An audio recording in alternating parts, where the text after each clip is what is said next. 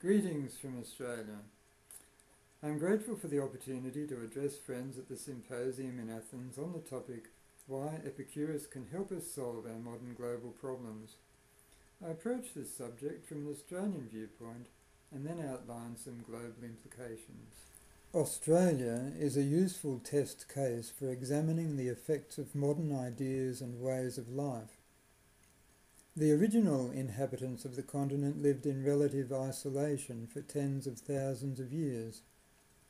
About 5,000 years ago, according to recent genetic studies, there was significant influence from India or by people of Indian ancestry. Then, just 225 years ago, in the year 1788, ships from England arrived bringing settlers to the place where the city of Sydney now stands. In 1988, Australia officially celebrated the 200th anniversary of this event. Near Sydney are the Blue Mountains, a rugged range that had to be crossed for expansion westward. The year 2013 is the 200th anniversary of the first crossing by Europeans. Economic necessity and the hope of riches were motivating factors. The new settlers brought agriculture, put sheep and cattle on the land, and imposed the ideas of a technologically advanced society. They made roads and railways. They extracted coal, oil, and minerals from the earth and came to depend on them. For 2 centuries, this seemed like progress. Many still think that it is progress of the highest type. But we are having to face the fact that the natural environment is being abused and damaged. To our great shame, we are not changing our ways quickly enough. In these circumstances, where can we turn to for leadership? Where are the thinkers who can help us develop a more sustainable way of life? Remarkably, over 2,000 years ago, Epicurus developed a philosophy of life that is immediately relevant to our concerns today.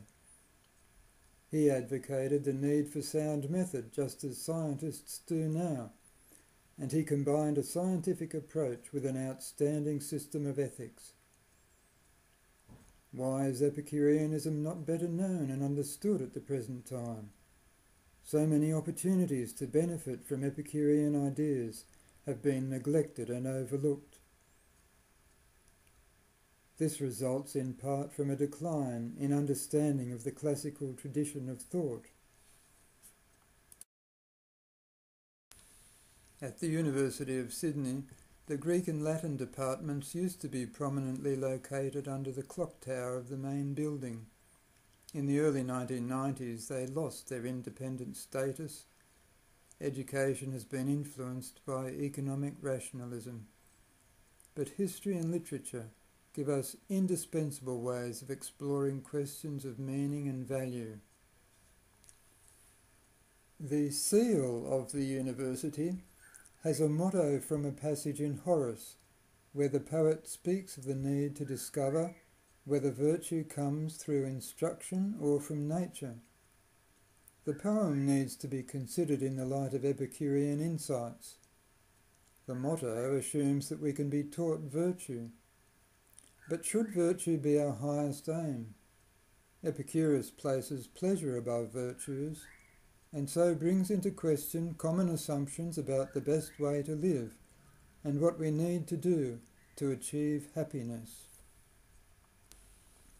The university has another motto on its coat of arms, which may be translated, "The stars change, but the mind remains the same," meaning traditions from the northern hemisphere are preserved under southern skies. But some traditions have been respected more than others. Philosophy requires us to examine traditions critically and honestly, and to lay aside old fears. Practical wisdom is even more valuable than philosophy. It enables us to put philosophy into practice. and the best thing that wisdom organises for us is friendship. Friendship dances around the world spreading happiness. As we each seek to achieve happiness in this present life, which is the only life we will ever have, we all need the security of friendship for support and encouragement. Confronted in these difficult times with economic, social and environmental calamity, let us recognise the need to organise society so that everyone has the opportunity to live quietly, happily, and in deep and lasting friendship.